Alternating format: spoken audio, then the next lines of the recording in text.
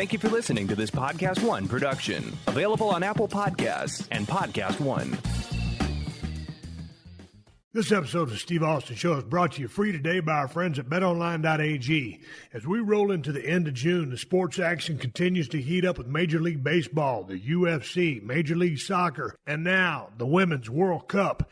Get in the mix at BetOnline.ag and use the promo code PodcastOne for your 50% welcome bonus. BetOnline.ag, your online sportsbook experts and exclusive partner of PodcastOne Sportsnet. Let's give big ups to Geico for being a loyal sponsor of the Steve Austin Show. Go to Geico.com, and in 15 minutes, you can be saving 15% or more on car insurance. That's right. Save hundreds of dollars on car insurance at Geico.com. Extra money in your pocket? It may just be the most rewarding thing you do today. The following program is a PodcastOne.com production. He started in a small town in Texas. Worked his ass off to become one of the most famous wrestlers of all time. We're going to take care of business tonight, and that's the bottom line. And now he's dominating the world of on-demand audio. And he's doing it for the working man. This is a damn good outlet for me to spew the bullshit off my brain. Yeah! This is Steve Austin Unleashed.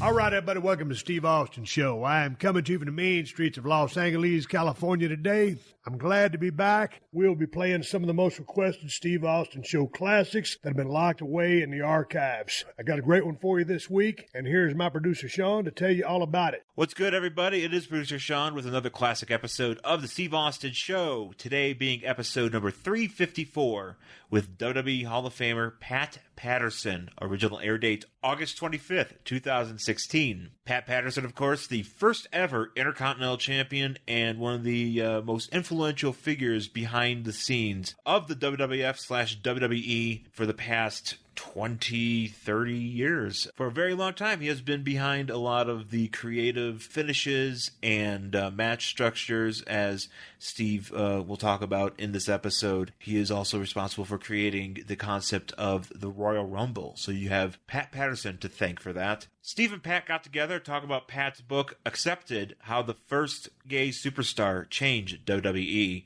which is still available on Amazon and places where you find your books. You should check that out. Talking about his book, though, and all the stuff that's in it.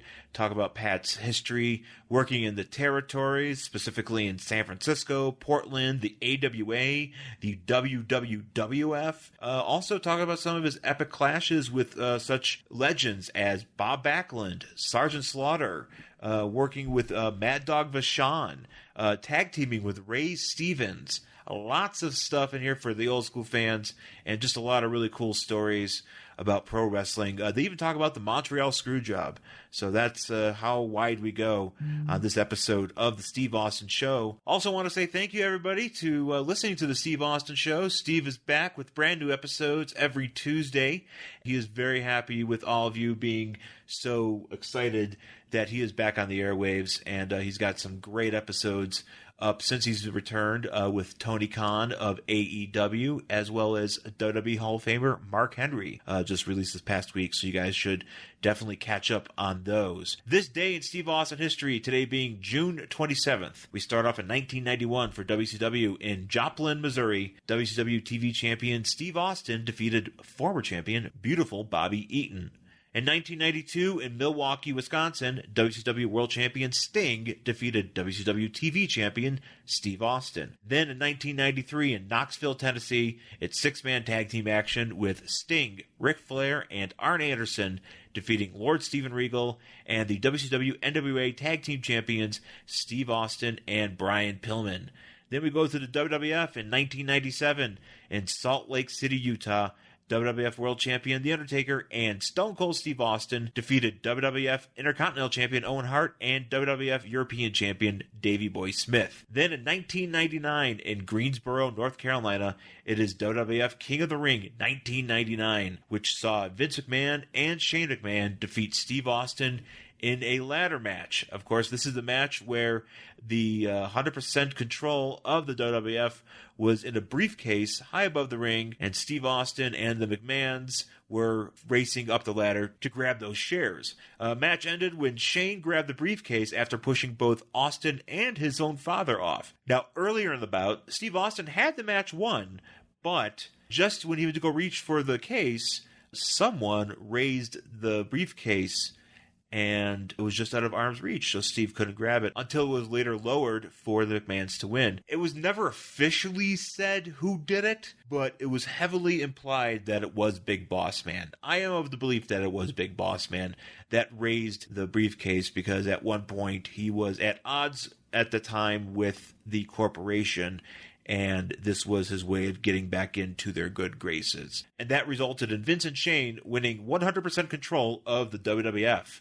And finally, in 2011 in Las Vegas, Nevada, this is not a Steve Austin event specifically, but it is worth noting, CM Punk unleashed his famous pipe bomb promo at the very end of Monday Night Raw, and he was wearing a Stone Cold Steve Austin t-shirt while he did it. So there's your connection. So that's it for today in This Day in Steve Austin History, today being June 27th. I got my information from the history of WWE.com.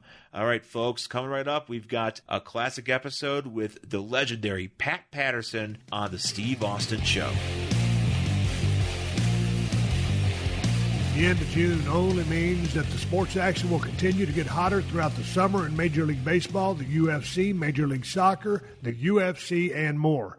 In Major League Baseball, the Astros and the Twins are standing tall in the American League, while over in the National League, the Dodgers and the Braves keeping things interesting. Then, over in the UFC, the end of June sees the battle of the heavyweights as Francis Ngannou clashes with Junior Dos Santos. Following that up with the dominant John Jones looking to continue his winning ways against Thiago Santos at UFC 239. There's only one place that has you covered and one place we trust, betonline.ag. Sign up today for a free account at betonline.ag and use the promo code PodcastOne or text BetNow to 238-669 to receive a 50% welcome bonus. That's betonline.ag, your online sportsbook experts and exclusive partners of PodcastOne Sportsnet. This is Steve Austin Unleashed. You started in what year? In the business? Yes. 1958. 1958. I've always known you just as Pat Patterson, the guy who was the agent and helped guys with their finish. And here's the thing, as you know, because you've been around for so many years in so many different territories, in New York specifically, guy comes in with the different agents. You know, I was kind of a Blackjack Lanza guy. Exactly, I was going to say that, yeah. He was the guy that kind of handled, my matches. In the book, we're sitting here talking about Pat's new book. It's called Accepted. I read this thing from cover to cover, and shit, let me just backtrack, Pat. The book is mesmerizing. You live such a hell of a fun life. I mean, it had its ups and downs, your high spots and your low spots. Yeah. But it's a very fun book to read. And I thought what we try to do in our conversation, given the short prep time I had for it, I could sit there and go chapter by chapter and take you through the book, but that would be giving the book away. So I just kind of wanted to pick your brain, shoot the shit, and just talk about the business and coming up. Well, I'll tell you what, when you first came here, I remember that. I remember it was somewhere in San Diego or in L.A. somewhere, and you were not Stone Cold. You were the ringmaster. The ringmaster, and you went out of your mind. And I remember you were screaming at somebody and all that. And I said, I don't know what's going to happen. You hated that fucking name, did you? Dude, they called me up. Vince called me, and I was in Atlanta. I just gotten let go, and I had a busted arm. And, I've been working for ECW. Thankfully, Paul Heyman called me, and I got a chance to learn how to do a promo or start the learning process. Yeah. So, no, when Vince pitched me the ringmaster, I'm thinking to myself, this is the dumbest shit in the world. But it's my foot in the door because, Pat, we'll go over this in the conversation. 2 times Vince had talked to me, but I knew he only wanted to bring me in as a mechanic. This time he was at least pitching me a gimmick. It was a bad gimmick, right, but it was a foot in the door, and the promoter wanted me. It wasn't me wanting to go because I had to, which was the case. Right. But as you know, you just don't want to have to make that phone call these days. So, no, I didn't like that gimmick at all because it wasn't going to go nowhere. No, it's not you. Yeah. And with all due respect to Ted DiBiase, who was my manager, and I got on YouTube and I watched an old match with you working with Ted. Tremendous. Yeah, I loved it. As good as Ted was, I just learned to start talking, so he was a hindrance. And I say that with respect because he's one of the greatest workers that I ever saw. I see. But that was a dead end. But my point is, you know, the whole time that I was here in WWE in my career, you helped me out many, many times. But I wasn't in your clique. You were Rock's guy. You were everybody's guy. Well, yeah, but you focus on your different main guys. I remember a few times with you, you know, and first of all, talk about Stone Cold Steve Austin. You had a character that was strong as it could be, and you were a pro. And I remember a lot of times when you were in the card, you were watching backstage, you were watching the matches. You want to see who was doing what, you know, because you don't want to do the same thing. And occasionally, sometime when you knew what you had to do for the match, and you would say, Pat, what kind of fucking shit is this? That guy, God damn it. You know, Steve, calm down. Maybe we can come up with something else. Yeah, they better, you know what I mean? A few times, well, we will come up with something, you know. So this way, it's easier to come back and what if we do it this way or that way? Well, damn, that sounds much better, you know what I mean? And after that, you were easy to play with, you know. But we're all that way. We have a new character, and something is not working, you know what I mean? And then somebody say, what about this way? Oh, okay, you know. But did you get the sense that I had a bad attitude? No. Because sometimes when I hear dealings of myself, I was a little ornery, but I mean, I was so hungry. I'd been fucked around for 7.5 years. You were paranoid I had a chip about on that. My shoulder. Yeah, you were paranoid about that.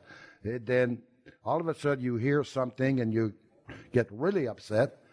Did anybody else go to you and says, well, you know, calm down. I'm going to go have a sandwich at the catering, and about an hour from now we'll sit down and talk. You know, sometimes guys get mad and they don't want to do this. Okay, give me some ideas. So I love that. Shawn Michael, these guys, I just love to help somebody because we all get stuck. We all need to be produced. That's what you say over and over in the book. Yeah. And let's go back to when you were a kid growing up in Montreal. And, dude, there was 11 family members in your house. Was it a condo or an apartment? It was an apartment. It was an apartment with 2 bedrooms. 2 bedrooms. 11 people and no running water. Running water, just cold water, no hot water. Just cold water, okay, so you had to heat it up in the kitchen on the stove to take a bath. Yeah. But then y'all would have the bathhouses down the street. Yeah. And your mother in the house, a 2-bedroom, 1 kitchen, but there was 1 toilet. Yeah. No bathroom, no shower. You had to wait in line to go to the bathroom. And then when you took a shower, your mom would give you a sliver of soap, and you go down to the public bathhouse, and then she would ask you for the sliver of soap when you got back. Oh, yeah, you have to. Yeah. So nothing was ever handed to you. No. Pat, as a kid and reading a book, you're always looking for an audience. Yes. Why was that? I mean, I don't know. You know, one of my brothers, he was about 2 years younger than me, and he was good at playing hockey. It wasn't me. I don't know what it is. When I was a kid, I was an altar boy, and I'm with the priest. You know, there's a big wedding, you know, and then I'm with the priest. I'm dressed like him. I give him the ensign or whatever. I'm in front of the people, you know. I like that, you know. And then later on, I watched the Ice Capade, you know. God damn, I like that. And in my neighborhood, every kid play hockey, right? I got a pair of figure skate. And I'm skating with the girls like this. Hey, you faggot! You know, because I had those kind of skates. They didn't know what it was, but I'm doing, you know. And I went for an audition when they came to Montreal. My father said, you're not going anywhere. I was too young anyway. Circus. There was a circus outdoors, you know, and I would hang around, try to go on the trapeze and everything else. I would have left with a circus, anything. I don't know what it is. I wanted to perform in front of people. Don't ask me why. I don't know. In the book, you wish you would have had the guts at that time to do it. You didn't. You waited around. Yeah. And just by chance, with as many family members as y'all had, I don't know what it was, because you're Catholic, right? Yeah. So I guess y'all started eating just bread on one day of the week, or was it on Lent on one occasion? Because this leads to you going and seeing your first professional wrestling match. Yeah. Tell that story, because there was a free ticket and a loaf of bread. Oh, yeah, a loaf of bread. What I said, my mother would buy 2 or 3 loaves of bread, but once in a while there was a ticket on the, and you get a free ticket to go to the wrestling matches. I went there and I went crazy. It was not a big place now. It was a small place, maybe 500-600 people. I was going crazy, and I hated that villain. You have no idea. And I'm standing here, beat that shit out of him. Come on, I was going crazy. I got hooked. And then I found out later on in school, there was a kid, and his father was a promoter. He was my age. So I talked to him. I says, you're going to come to the gym that I go. There's a place, there was a ring, and I want to train you a little bit, you know. He said, no, my dad doesn't want us to wrestle at all. Don't worry about your dad. So I took him to the gym a few times. Then I went to his house, and I talked to his dad. I says, you know, your son, he's pretty good in the ring. What do you mean? I says, we've been training. He says, don't you talk to my son. Don't even train my son. Holy shit. And he was good, you know. So I didn't say a word. About a month later, I says, sir, why don't you give us a chance one time in the preliminary match? Well, I'll think about it. So one day he did put us in a little town first match. My God, he was so happy. And then I was in then, and all the old timers, kid, you could ride with me, you know. And that's how I got involved in the wrestling in Montreal. At that first match you went to, though, off the ticket from a loaf of bread, you got a chance to see Buddy Rogers, and you said when he walked, his entrance captivated you, and then his ring performance, like you said, you were going banana. Oh, yeah. What was it about that guy, Buddy Rogers, which was so magnetic, because he's one of the greatest stars in the history of the business? You would go on to become friends with him and wrestle him on many occasions. Yeah, it's amazing. It's amazing. Buddy Rogers, when I first saw him in Montreal, and he just walked, and he had that walk, and he looked like a star. He looked like somebody. You know what I mean? Now, about a month or two later in Montreal, I have no money to get in the building. But these guys would park their car. Buddy Rogers got the suitcase, and he's walked across the street. Me carry suitcase? All right, kid. And I walk in with them. I'm in. Kowalski, same thing. I get the suitcase. So because I didn't have any money to get in. Then many years later, I'm interviewing Buddy Rogers. I'm in Japan with Kowalski. It's gone a long way, you know what I mean? But it was tough when you're talking about carrying that suitcase, when you say, me carry suitcases, because you only spoke French. Yeah. Your English was the shits. That's right. I tried. Suitcase. What the fuck? They don't know. So your first lessons, because the promoter was Silvio Sampson, correct? Yeah. And so you find someone to teach you a little bit, but you end up basically they're stretching you more than they're teaching you. Oh, my God, yeah. Was it the same shit that existed years and years just to try to weed you out or not smart you up?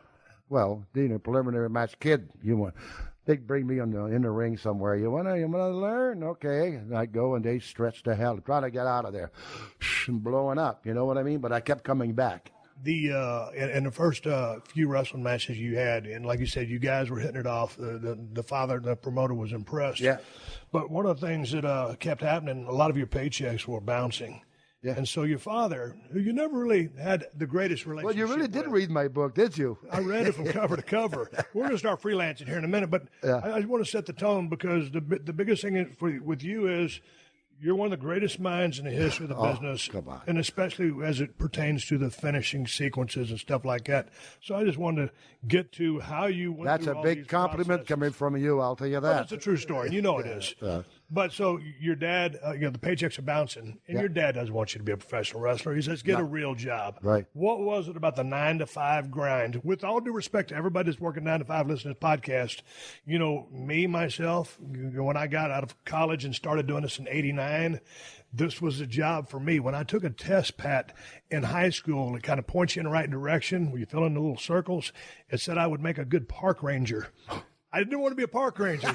I wanted to be a professional wrestler. Oh, God. So what was about the 9-to-5 or just a regular job that was so abrasive to you? I worked in the factory where they make ice skate and shoes, and they put that on a thing, and then I might have to put them in the box, and they had all day in, day out, day in and day out. The hell, I'm not going to do that in the factory. I got fired. So I had to get another job at the cookie factory. Huge place. I lasted 3 weeks. I told her to go to hell. Yeah. That was it. My mom and dad screaming, you can't keep a job for Christ's sake, Then I tried that big factory behind our house, cigarette factory. It's huge. And if you get a job there, you're there for 40 years, and you're all set. You know how many times I made an appointment there? At least 50 times. And the girls goes, sir, you came here last week? No. I said, I know. And I'm glad they didn't take me. I'd still be there probably. It wasn't for you. No. Growing up in the book, you really admired Killer Kowalski. Yeah. I guess you wore purple trunks. You would wear the same when you started. Right. God, What you was did read the book, Steve. I can't. Don't fuck around. Wow. Pat, what was about Killer Kowalski that he was just your hero? He was vicious. I mean, he was mean. Thank you. He was mean, and he had the purple boots, purple tights, and purple jacket. I had some made for me, man. That was like a young Kowalski.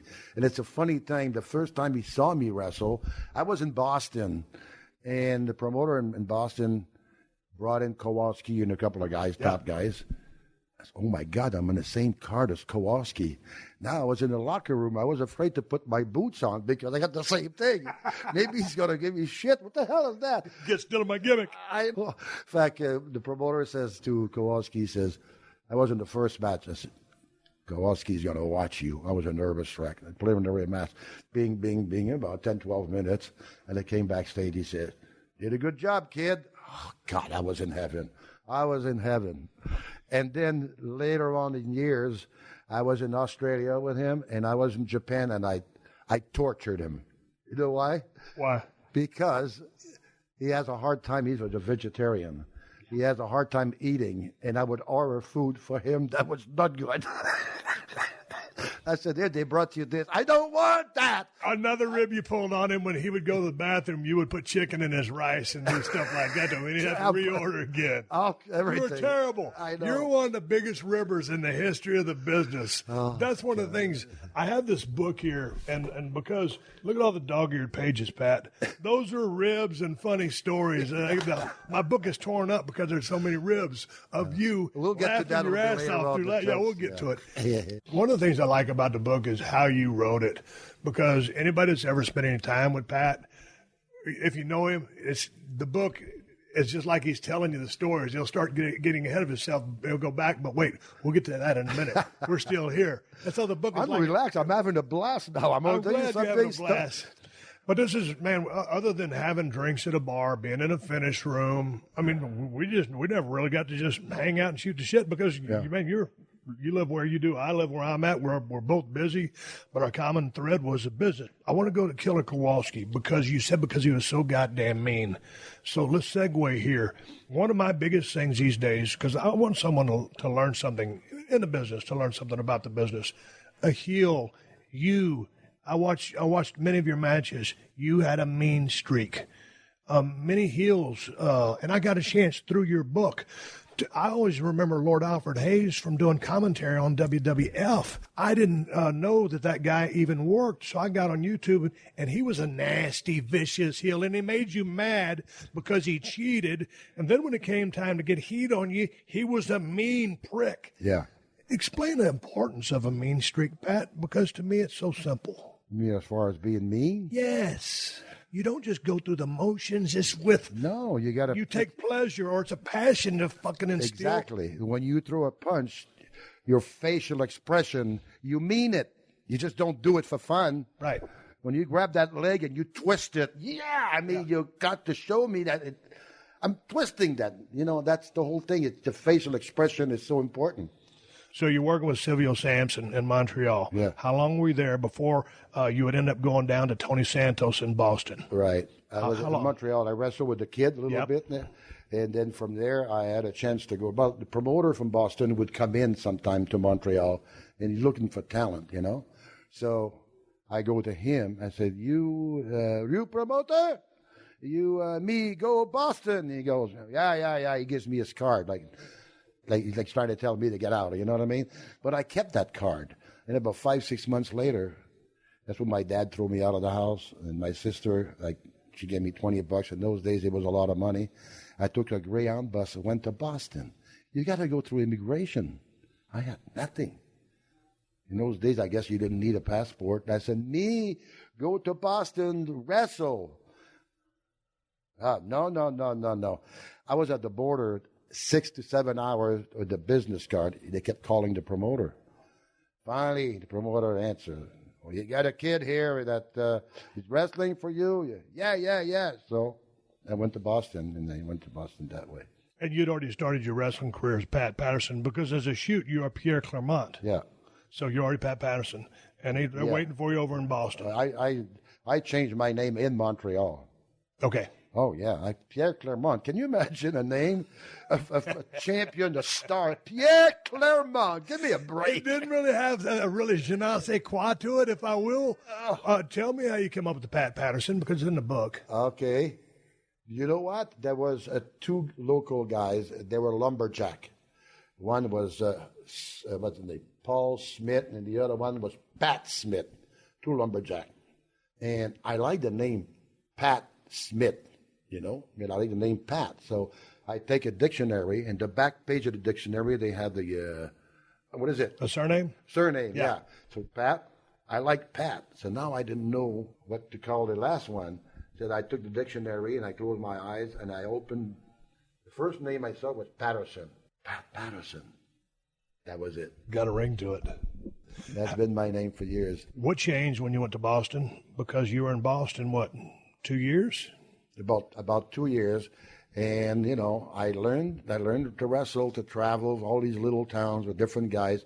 They were the old timers. They like to play with you and trying to stretch you, but after a while they like to work with you. Come on, kid, you're taking good bumps, right? You know what I mean? They help you, And I was there for 2 years. I had a blast. Oh my God, I was young. I didn't know. I didn't make any money. I was living in an apartment at $10 a week. So at this point in your life, and later on we're going to get to this, you always felt comfortable when you really started understanding the business, whether you're working heel or babyface, you always preferred to lead the match. Mm-hmm. But I'm imagining when you get to Boston and while you're still in Montreal, or if you're working with Samson's Kid, maybe you were calling a match, but I'm imagining you're still following at this point, correct, and learning? Oh, yeah. But I learned from them. They were telling me what to do. But eventually, and I said, wait a minute, when it's my time, I'm going to teach these guys what to do. I came to that level where they started believing in me. You know what I mean? In those days, I just wanted to lead, and some of these guys are just looking at you. Come on. It just felt that way. I bet you're the same way, too. Oh, well, because I don't hear very good. I was kind of legendary, I'll never forget working with Lawler in Memphis. Yeah. He was a guy that liked to start talking before you even locked up. Right. So he'd be trying to call the first spot, and I'd be going, what? Well, the crowd would call a high spot out to me, so it was ridiculous. I just, whether I was working heel or baby, once I got a hold of it, that's when I just started liking to lead the match. Yeah. And that's what I felt comfortable with. It's funny about leading a match, and that's one thing I had to do. Come on. I couldn't let a guy, go ahead, you lead. Please, are you going to do something? You're going to kick my ass or what? Do something. I'm waiting for something. No, I'm going to lead the match. I'll tell you what to do. With Rocky Johnson, I've worked with him so many times. Man, I used to give him shit every night in the ring. You lazy bastard, get your fucking ass up. Come on, you know what I mean? I'd scream at him. Because if we have a bad match because of him, it's his fault. I don't want to have a bad match. Right. So going back to those formative years, man, Pat, I can't imagine there was a lot of high spots.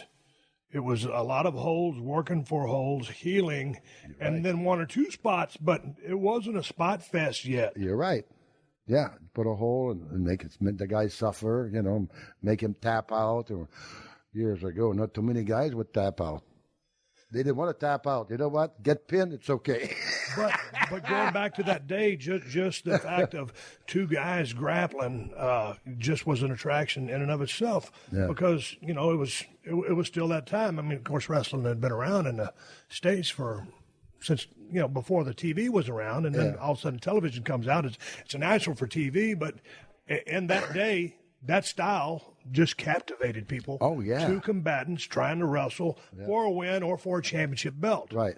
And so all these years later, the business has evolved so much. Yeah. And you're right. Years ago, you grab a hold. You can have a hold on a wrestler for 20 minutes. You can't get out of there. And when he does, look out. You're right. Right. It's true. But today, you grab a hold for 20 minutes. Yeah, boring.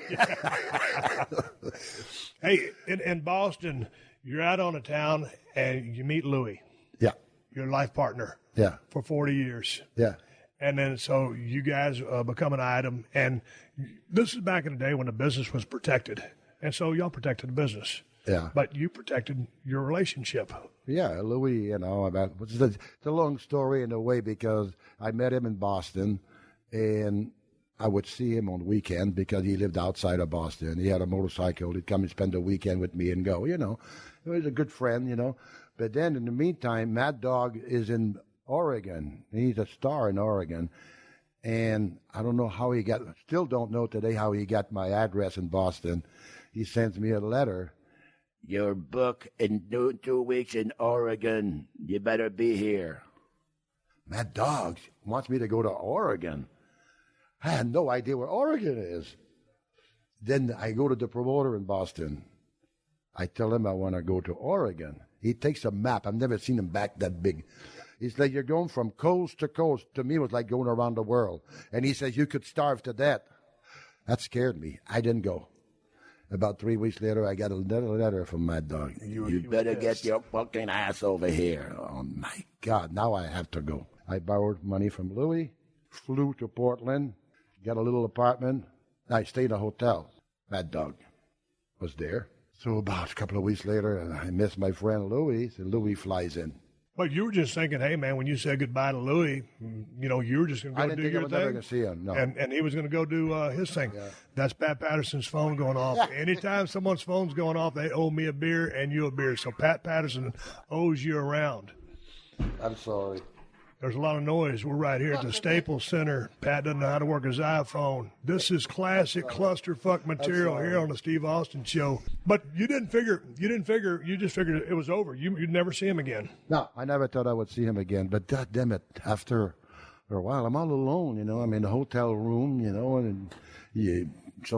one of the boys would pick me up and all that stuff, And I asked him to come to Portland. He quit his job and left his family, everything. I mean, he had a good job in that little town there. So we're sitting in the lobby of the hotel. I never forget that, on a Sunday night. Who comes walking in? Mad Dog. My friend Louis, when he saw Mad Dog, because he heard of Mad Dog before. Mad Dog comes walking in, and he's drunk. And Louis sees Mad Dog, he runs out the fucking door.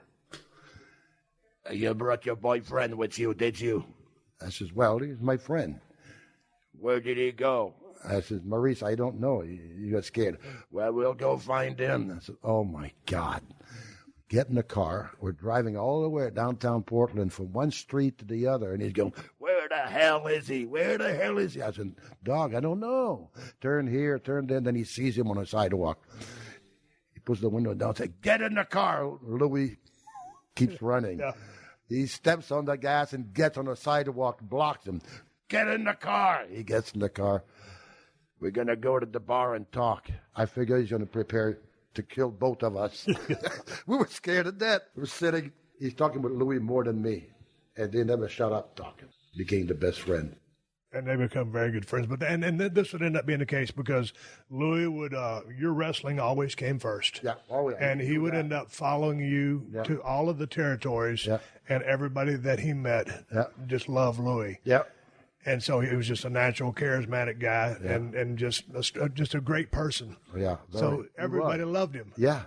And so I just thought that was because he's my friend. He was better than me, for Christ's sake. But he was a cool guy. He was just in. But anyway, about Mad Dog. Yeah. But tell me about how over Mad Dog Vachon was, because I've always heard the stories, and I didn't get a chance to see a whole lot of his work, but I just knew that he was very feared and had a ton of heat. Oh, what unbelievable! But he was. When you watch him work, and he's beating the shit out of you, right? You know he is. Right.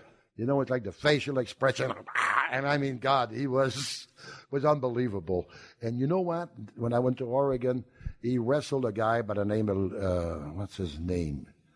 Oh, Nuts Thomas. Anyway, a black wrestler. He was very good. And I'll never forget it. In Seattle, he had a 1-hour match. I've never seen that before. A 1-hour match. Luther Lindsay. Mad Dog versus Luther Lindsay. A 1-hour match. I didn't know the match was going to last an hour. I could not believe at the end of the match, people were going insane. I've never seen that. I couldn't believe it. First time you see an 1 hour match together. Right. God, you should have seen that match. These guys that were both wrestlers, they wrestled. Mad Dog sometimes would go crazy and they'd come back into the wrestling. Oh, it was unbelievable. So why did you consider, because Don Owens was running Portland, and so he was the promoter, and you started in Montreal, went to Boston, but you consider Portland to really be where you kind of started filling your oats or filling your own. Yeah. You had television exposure. You were getting over. Yeah. At what year was this in the business? Why were you? Who was teaching you? What was clicking with you? Was it the reps? Was it the time in the ring? And one of the guys I worked with, and some of the old timers, and I took a lot of bumps from there and everything else. And I've learned all that, but some guys in Portland's a nice little territory. For example, Nick Bockwinkel was there at one time. Pepper Martin was a good worker, and he was there. So all these guys that I didn't know, you know what I mean? And Pepper Martin goes to a promoter one night. He says, "Let me work a program with the kid. God damn it, he's good." So Pepper Martin was a top baby face. We couldn't wait to work with each other. First match we had, it stunk. He's talking to me in the ring. I can't do that. I'm talking to him. He does not listen to me. He says, "Pepper, next time, let me lead the match." And after that, we became the best of friends. He was so good. Tell me the story about Nick Kozak, because in your book you said this guy could sell his ass. Oh, my God.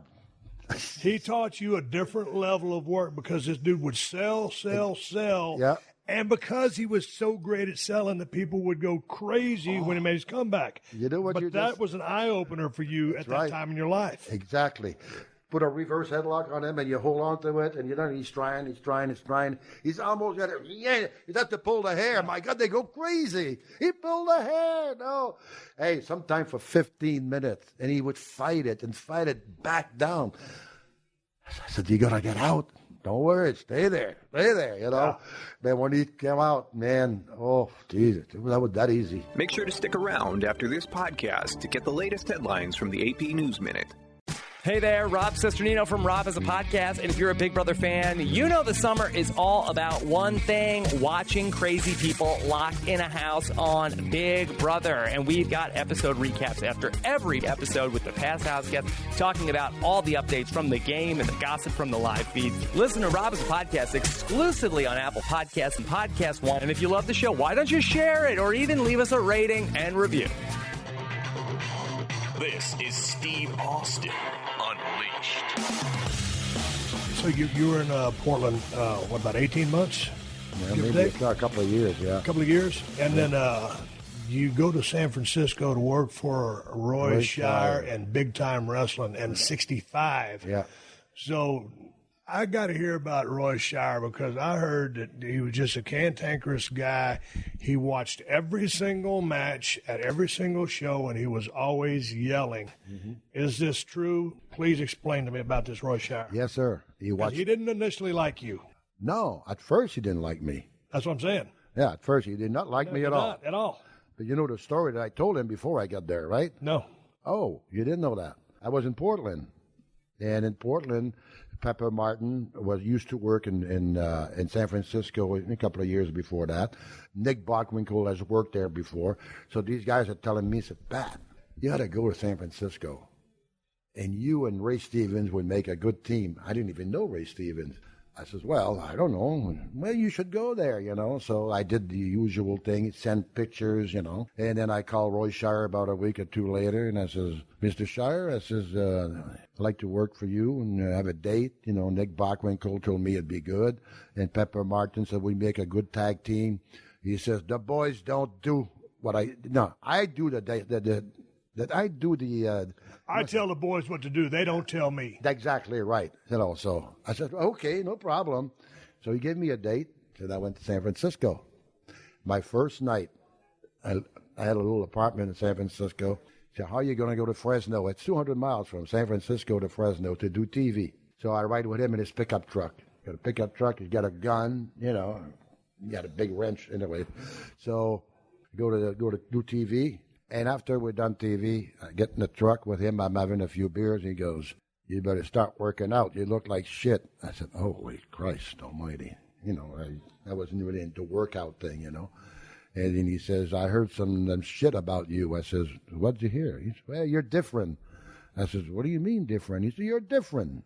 I says, "Well, I'll tell you, I'm gay." He says, "You dumb shit, you admit it?"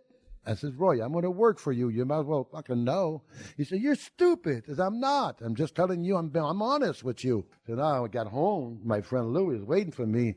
I says, "I don't think we're going to be here too long." Right. He tells me about workout, and he's telling me about being gay. Jesus Christ. I was there 15 years. Yeah, I know. It is on the first of all, before we get to the back end, because this is when he would start helping you or dropping finishes on you or just discussing finishes with you. But before that, you finally ended up doing what you said you were going to do. You hooked up with Ray Stevens. Oh, yeah. Y'all turned into the Blonde Bombers. Oh. And if you go to the Wikipedia page, when you look up Cow Palace, about the middle of a thing also that happened at the Cow Palace, professional wrestling with Ray Stevens and Pat Patterson, among others, would sell out all the time. Yeah. So tell me about Ray Stevens, because I didn't see enough of his work, but everybody swears by that guy. I swear to God, this guy was always a 15-year-old. No matter how old he was 15 or 18 years old. He was a party guy. He was a fun guy, If his wife asked him to go get a loaf of bread, he'd come back 2 days later with the bread. He was a party guy, I'm telling you. And in the ring, I'll tell you what, he was so good. He could have a match with his eyes closed. And then we're a tag team now. I says, "Ray, what are you going to do? You want to start?" He says, "You just call it. Don't worry. I'll follow." He just didn't worry about anything. He was loved by the boys. There's no question. The guys liked to work with him. He was fun to be with. But that's one of the things also, just with your relationship with him, you guys are spending so much time together. Well, no matter what it was, he goes, you would ask him, "Ray, what do you want to do?" He goes, "Whatever you want to do, Whatever Pat." you want, yeah. Yeah, so it's just easy. No problem. And he's in the ring, where we're working our ass off, he's laughing in the corner. You know what I mean? At that point in your career, when you guys are starting to get white hot, and he's over laughing in the corner, had you learned that you can have a good time in the ring? Because for me, for my first 5 years, I was so dead serious. I didn't think it was like you were allowed to have fun in there. Yeah. And when I was able to have fun, boy, that's when it really blew up. Yeah. I learned that from Ray. Yeah. You're having fun working. It's unbelievable. The joke that you can do in the ring with the boys, you don't have no idea what we're doing. It's great. We have fun. Hey, let's talk about the Cow Palace a little bit, because that building was built in, I think, 41, and it was the original home of what is now the Golden State Warriors. So give or take, that building was 25 years old when you get there. When I got there in the 90s, it was a cold, stark building from my memories and kind of wide open. And it was cold because they also played hockey there, so they'd have the cardboard sheets on top of the ice. Oh, it was awful. Sometimes when they set the ring in there. So it was a brutal place to work, but the fans were hardcore. Hardcore to the point back in the day, you guys would get so much heat that y'all were afraid for your fucking lives. I'm lucky to be alive. How long from the dressing room to the middle of the ring? Oh, my God. And trying to get out of there if you just cheated to win the championship. Right. Forget it. Yeah, there was riots many times. I mean, many times. One time I thought I was going to die, really. Crazy. You told. And I'm wrestling Peter Maivia. He's a god. I mean, he is a real god, Yeah. And that night I pulled a brass knock and I knocked him. Roy Shire, I said, "I'm not going to do that." He said, "If you can't take the heat, get out of the kitchen." And, Jesus Christ. Boom. Peter is bleeding all over the place. Who do you think comes in the ring? All them Samoans. Alpha, Sika. They're killing me. Yeah. He saved my life, Peter. He really did. I swear to God. These guys. And then Alpha. No, Sika was the one that really crazy. Like we see that 3-4 weeks later, I'm wrestling a return match. Sika is way up and as far as you can go because he was not allowed to come down. There I am, beating the shit out of Peter Maivia. Here he comes. And no one could stop him. It was dangerous. Jesus. What was it about? In your book, you call two people wrestling geniuses. You call Roy Shire and Eddie Graham down in Florida. Yeah. Now, as you first started off in San Francisco, Roy didn't like you in the beginning, but then y'all had your meeting. He understood. He accepted you. It's the name of the book. You've always been accepted. Yeah. And he knew that you would work your ass off and high integrity, go out there and do what you set out to do. So then in the later years, he would start asking you your opinion on finishes. And this is one of the great finish guys in the history of the business. How did this help mold your model or your acumen when coming up with a finish? Because now you're getting one of the great minds, and he's asking you. I know. It's like any. I don't know how you could say that. Whether if it's Vince McMahon and he's got to make a decision, we should do it this way, we should put that match there. You have to make decision. After a while, you do that day in, day out. You ask somebody their opinion. What do you think? You think we should have this match later or earlier? Should we have this match going this way? Because after a while, you need to. It's no different than a wrestler. You know, he knows what he wants to do in the ring, but I'm not sure. Maybe I should ask somebody. This way you feel good instead of walking in there. God damn it, you know. But that's going back to taking it like you say many times in the book, wrestlers need to be produced. Just the greats of the greats. They need feedback. Yeah. And so sometimes, they get such, maybe so the old saying, they get so far in the woods they can't see the trees. So, they need to be produced. Like I could be stone cold, but sometimes, maybe you would come up to me or Blackjack would say, hey, think about this. And I'd be like, okay, I'm straight ahead. And here comes this alternative. It's like, oh, that's a good idea. Let me broaden my horizon and open up my mind to being able to try that and experiment with that and grow. Yeah. Because if you're not produced or don't have any feedback, how do you get better? Yeah. And sometimes also there's too many ideas at one time. Somebody said, well, I don't think you should do it this way. Then you bring it back to somebody and say, yeah, I think we should do the other way. Now you get really confused. There's 3-4 guys tell you what to do. You're mixed up. And the same thing with when I used to work with Vince at the office and being creative, when it came down to the Royal Rumble, Vince said, forget about that, Pat. It's not going to work. I said, Vince, it's got to work. All right, you don't want to, you're going to do it. And I would bring it up, And sometimes he'd say, okay, we'll think about it, You can't do everything, and you need help with somebody, It's like, what was the 1 hour match with Bret Hart and Shawn Michaels. He wasn't about to do that. No way. A 1 hour match on a pay-per-view. A lot of the guys can't work. It's 1 hour. So Vince, you got 2 kids that can tear the house down. Oh, Pat, please forget about it, But eventually it came out. Probably sometimes it takes them a little while to digest.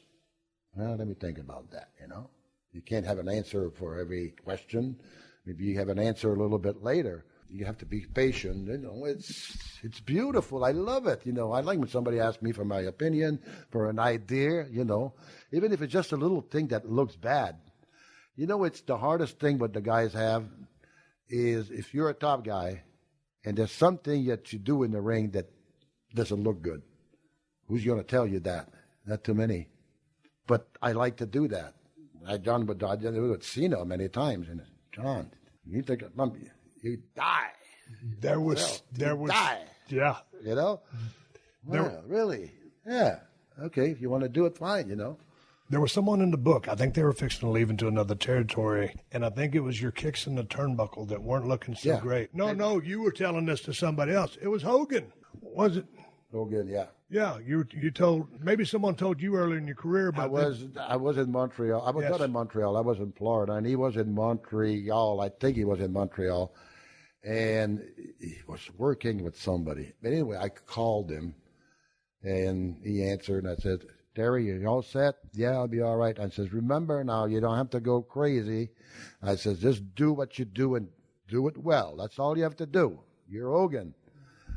Okay, brother. Then apparently he put the phone down. He said, motherfucker. He said, that son of a bitch is great. You know what I mean? Just a little touch that he needed. you know.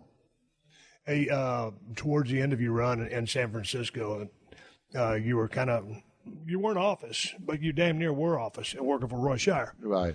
He couldn't make a battle royal one time. Oh, he had a battle royal every year. Yeah. Yeah.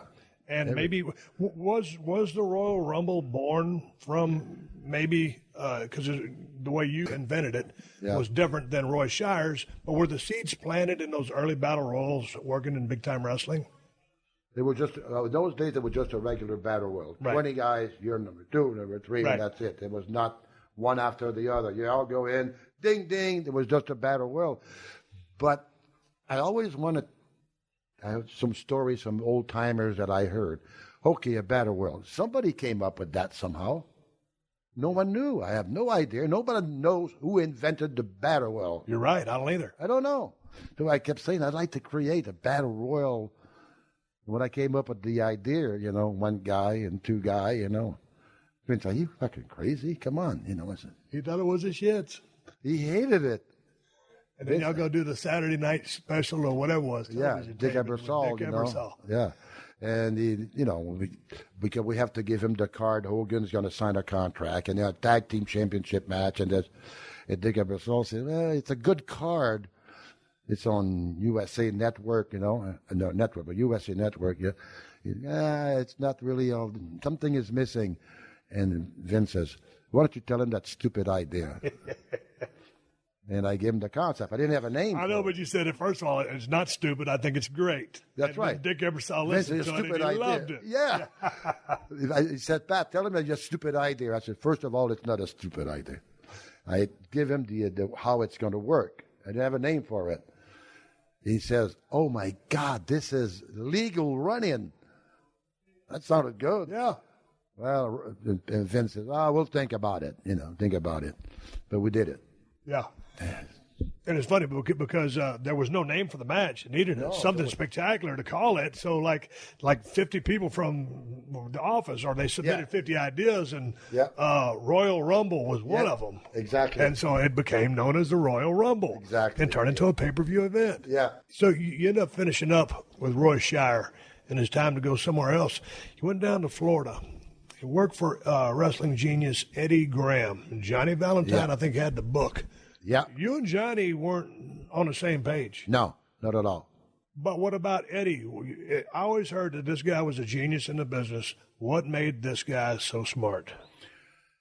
Well, he had the great psychology of the business, and a lot of these guys that worked down there, and they learned the business from Eddie. But Eddie was just really like the old school. You know what I mean? It was not like the ha-ha and everything else. It was just the old school, you know, just work a hole and blah, blah, blah, you know what I mean? It was not all the flying and like we do today. He was very good. He had very good ideas. And I heard years ago, Roy Shire, Eddie Graham, there was another promoter. They always talked to each other. Dory Funk, yeah. They always talk to each other, you know. Get any ideas and blah, blah, you know what I mean? So in Florida, I had a blast there. Dusty Road there, the Briscoes. Oh, I had a great time with it. But you didn't stay there very long. No, a couple of years. I was a booker for about 6 months. Not for me. No? No. How did the first booking session go? Huh? What was the problem with it? Well, there's a lot of local guys there, you know, the Briscoes and names, blah, blah. I was not the booker, I'm sorry. The assistant booker with Valentine. He was, I'm going to clean up house, I'm going to do this, and then we're going to, tired of all these guys. I said to myself, that's not going to work. It didn't, you know, because he wanted to change everything. And Valentine was a slow, maybe, don't know. Didn't work. Well, what about him as a heel in the ring? You grab a hold and you just sit in it and wait. Wait till he gets off of it. That's it. Boring. Okay, so you're there for a while, and then you put a phone call into Vern to work for the AWA in Minnesota. That was Ray trying to bring me up. Right. Yeah. So how was Vern? Well, wasn't that funny? I've worked in San Francisco for years, had a big name and everything else. And Vern Gagne says, well, you got blonde hair? I said, yeah. He says, well, we have 2 guys with blonde hair over here. You're going to have a different color. I said, well, I ain't going. I ain't changing my color. And a week later, he said, all right, so now Ray knew I was coming, and I had a blast in Minneapolis. Louis was there, too. What was the style in the ring in AWA all the way up there in Minneapolis? Was it different than the places that you had been, from Montreal, Boston, Portland? Basically the same. Now, wait a minute. In those days, Vern Gagne, the Bruiser, the Crusher, these were the guys, you know what I mean? And so there was a lot of wrestling, lots of wrestling. They liked a lot of wrestling. Vern liked get behind, go in the bang. There was not that many flying, Right. In your career, I always think you took chances. It was a chance coming from Montreal down to Boston. Yeah. And then from Boston all the way across the globe, like the promoter told you. And then Vachon had written you a letter. You didn't go the first time, but you went the second time. And so you were always willing to take a gamble. You were always willing to take a risk. You were always willing to push. Yeah, but you had to, and you did. But after your time in the AWA, you requested a meeting with Vern Gagne because, as laid back as Ray Stevens was, you wanted to know what a promoter's plans for you were because you were thinking in the here and you were thinking in the future. Yeah. And so Vern tells you, goes, I don't tell my secrets. And, since Ray went with the flow, you needed to know. You said, I don't tell my secret. Yep. And he said he wouldn't tell you. And you said, fine, I won't tell you my secrets. That's right. But the secret was... New York. You had a secret ace in the sleeve with Vince Sr. Yeah. How did that transpire? Great. Mike LaBelle was a promoter in Los Angeles, and they were friends and everything else. And Mike LaBelle calls me. He said, Vince wants you in New York. I said, me going to New York? Give me a break, for Christ's sake. I never dreamed of that. And I knew that thing with Ray and I in Minneapolis we had enough, you know what I mean? So I told Ray, I said, I have a chance to go to New York. He said, go, goddamn go. I says, well, that's what I told Vern. You have any plans for us? I don't tell my plans. I said, I got plans too, but I ain't going to tell you either. See, I got to know. I said, no, you tell me yours. And I told him, I says, I'm going to New York. That's it. So Vince's plan, Vince Sr.'s plan, he wanted you, was it right out of the gate? He wanted to work 4 back-to-back shots in Madison Square Garden with Bob Backlund as champion? Yeah, well, he brought me to New York to work with Backlund, but back-to-back, I don't think he was sure. He didn't know. Oh. I mean, if the first one is no good, you ain't going to go with the second one. Right. Because in New York, you got to sell out or you got to have a crowd. First match I worked with Backlund, it was like the old man. He was so happy. Then go to another one. Then go to another one. Then go with 4 with Backlund. That's unheard of. It was not a picnic. It was not a picnic. What are you saying, Pat? Here's the thing. What were you thinking? Because you're a creative guy, you like to, you take bumps. You like to really get your baby face over. Bob's a former shooter. Yeah. What was the chemistry in the ring? Did he understand what you wanted to do or your vision? He was told, when I tell you, do it. That's it. He had to listen to every word I say. I had it made because Vince says, listen to Pat. But he had the mentality, shooting. Right. He was always afraid that somebody's going to double-cross him. He wrestled with some big guys, right. You know what I mean? I swear to you, in the cage match, he swore that I was going to double-cross him. I asked him. He was pulling on me. And God, I'm over the cage, and he's pulling it. I asked him, I said, but you fucking shooting with me or what? He says, well, I don't know. I thought you were trying to. Yeah. That's interesting to know that mindset, just because I can understand back in those days. I mean, because fast forward a couple of years, because the Montreal Screw Job would happen. Yeah. We'll get that in a minute, but I can see where that paranoia would come from. I know. One guy left out, I'd like to take it back just to when I must have been Portland. I think you were working with the legendary Pat O'Connor, who was at the time the National Wrestling Alliance World Champion. Pat O'Connor, yeah. I know you're a big idol, but when you guys, you were a big fan of his. But when you guys went out there, the matches weren't so much, and because he was the legendary Pat O'Connor, you trepidatiously said, Pat, may I have a conversation with you and you won't get mad at me? Right. He said, yes. And so you said, just do you mind if I lead the match? He goes, we'll tear the place down. Right. Well, just let me do my thing. Yeah. And let me think about it. He thought about it, and then you went out and tore the house Oh, down my because God, you and let I you do your loved thing. it. Yeah. So what I was it loved about it. Pat O'Connor? Because I never got a chance to see a lot of film on that guy. Well, he's, dingy gang, bang, bang, roll around. Okay, kid, what are you going to do now? And, God damn. But I see, when I watched him work before, and I said, geez, I'd like to work with him. And then after that match that we had, he was at the bar. And he was a guy the tightest guy in the business, believe me. And I said, I'd like to buy you a beer, okay? He says, no, I'll buy you the beer. I almost had a heart attack, for Christ's sake. Yeah, it was nice, Hey, what was the deal with the when they in '79 when you were crowned the first Intercontinental Champion? Because I was at one time the Intercontinental Champion. I got dropped on my head defending that belt, and that original belt that was there for a while through a lot of badass hands is in my safe. You were the first IC champion, Yeah. but you were never in. Where was it? Rio? Where was it? It was in Rio de Janeiro. Rio you de were never Janeiro. in Rio de Janeiro, but you're the IC champion. Don't ask me what date and what day. And it's only fitting that belt would start off with a hellacious worker, because some of the best workers in the history of the business, at times that IC belt was the belt to go see. That's true. I never thought of it that way. If you guys are champion, right, you're right. Yeah, I mean, so a lot of times, the world champion was the world champion, but the workers were the ones carrying that IC strap, and I was just so coveted to me, and you were the first one. Oh, God. Another thing I got to say it's Sergeant Slaughter, the alley fight I had. Oh, dude, in 1981, we got to talk about that. I watched that match 3 times the other day. Jesus, you're kidding. Oh, was great. he selling or what?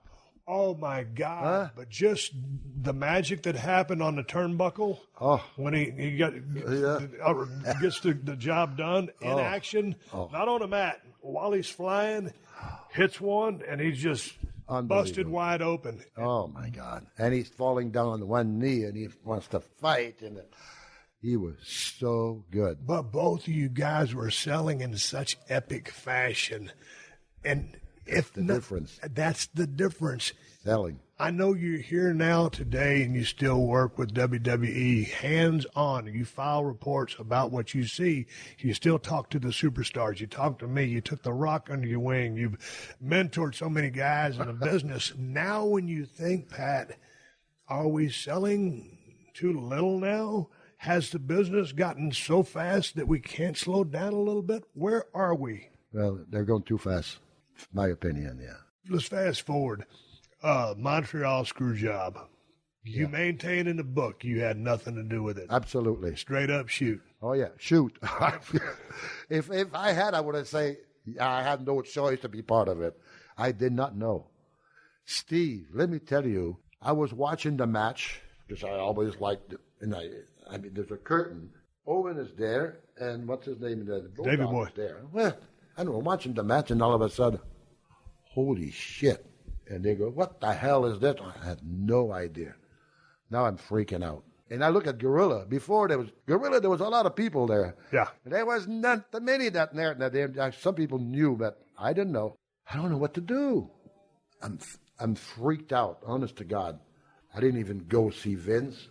So I took my suitcase, my briefcase. I went downstairs in the parking lot. I'm fucking quitting. I got in the car. And I went to the hotel across the street, have a few drinks, and that's it. I'm quitting. I was shocked, honest to God. Now I'm drinking, and I'm there about a half an hour, 40 minutes. Then I start thinking, I look like I'm running away. I'm afraid. I got to go back. I get in the car. I go all the way upstairs. By that time, it's about a half an hour, 45 minutes later. Where's Brett? He's in his room. So I start walking. Somebody said to me, don't go in there now.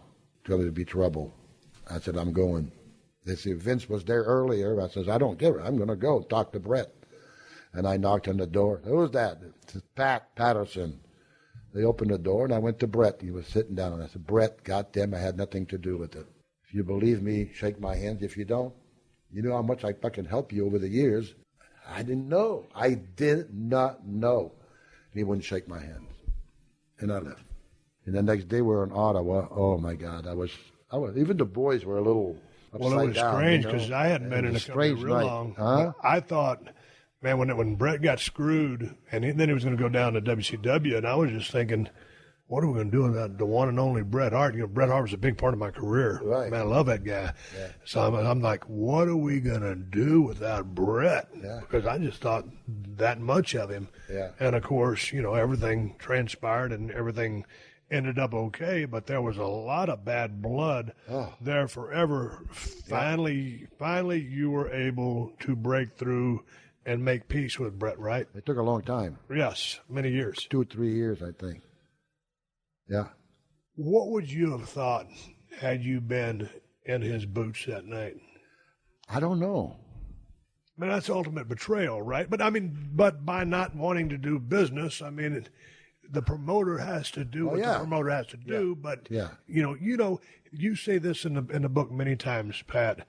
This is sports entertainment. Yeah. So everybody knows that. Yeah. But to us, it's real. Yeah. And so Bret was so real about that and his fan base in Canada that he had made up his mind that he could not drop the belt there anywhere else. But not I thought there. I was wrong on his part, big time. So what do? Vince had to do what he has to do. Right. I don't blame Vince. No, after at first you go, what the hell did he do that for? Oh, my God. After a while you digest it and you know the reason why he had to do it. Right. But I didn't know. The funniest thing is that in the afternoon they're sitting down together, and I'm there, sit down with them, blah, blah, blah, and when they're talking, they walk away. And now I know why they were talking because I think Sean knew it, but I didn't. So they're all getting along. Vince was, how are they doing? Doing great. Right, they're talking spot. Great, okay. I had nothing. As good as the Iron Man match was in 60 minutes, I think they added a few minutes to it. There was never any love lost between those guys. I don't think at that time there was. Well, I think they were so competitive. Yeah. I think they weren't mad at each other, but I just think they were so competitive that was an awesome match. But then after that, the screw job, I think that there was a divide, but I guess in the video that they did, the DVD, I guess, now that they've come full circle. Pat, I love the book. And I'm going to say this. I had a shit pile of notes on my computer, and I didn't get through half of them. And there's many more stories in this book, and it's a ride that will take you up and down, and you will laugh out loud on some of the stories of the ribs that Pat played. But it's a book. It's written from the heart. I didn't want to just go straight from the book. I wanted to talk about some of the promoters that Pat had worked for because there's some great learning lessons in there. But if you have any kind of passion for the business, or if you just want to hear about a story about a guy that was gay who reached about the highest level you could reach in the business of professional wrestling, a macho, badass, tough business, I suggest you read Accepted by Pat Patterson because I enjoyed the shit out of it. And it was able for me, Pat, as long as I've known you, as much as you've helped me to read your story, and goddamn, you had a hell of a life. And for all the things that you had to hide, you always made chicken salad out of chicken shit. You did. And so the glass is always half full. Yeah. And Louis, the wonderful Louis, for 40 years, and God rest his soul, he passed away. I didn't go into that, but you guys just did your thing, and y'all blended with everybody, and people loved you. Yeah. I love you. Steve. Thanks for talking to me. Can you imagine Stone Cold, macho man, loves me. SOB in the history of the business, goddammit. Isn't that beautiful? Wow, this is the compliment. Let's get some props to our friends over at TrueCar for supporting the podcast from day one. With TrueCar, 60 seconds is all you'll need to get an offer for your car.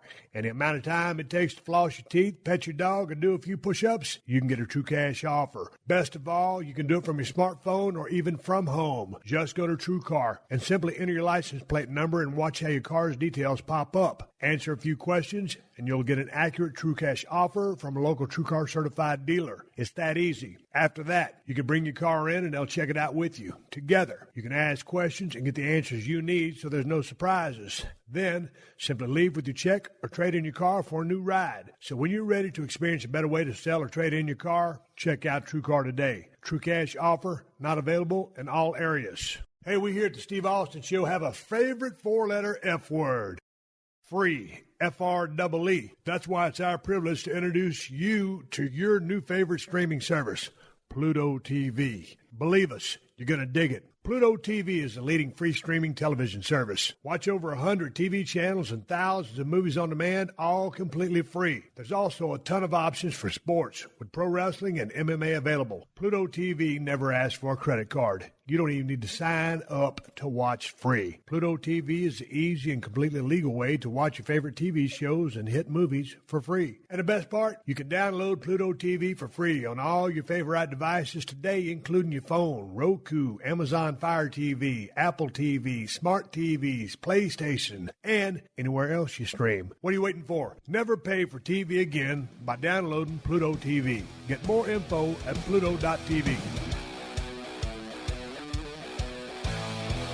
All right, I'm giving Sean a go-home cue, so let's wrap it up for this week. Make sure you check out PodcastOne.com and subscribe to The Steve Austin Show so you don't miss any of these classic episodes. Before I ride off in the sunset, I do want to throw out a couple of plugs. I still got a beer. It's the Badass Broken Skull IPA, the finest IPA in the United States of America, and that's the bottom line. Made by El Segundo Brewing Company.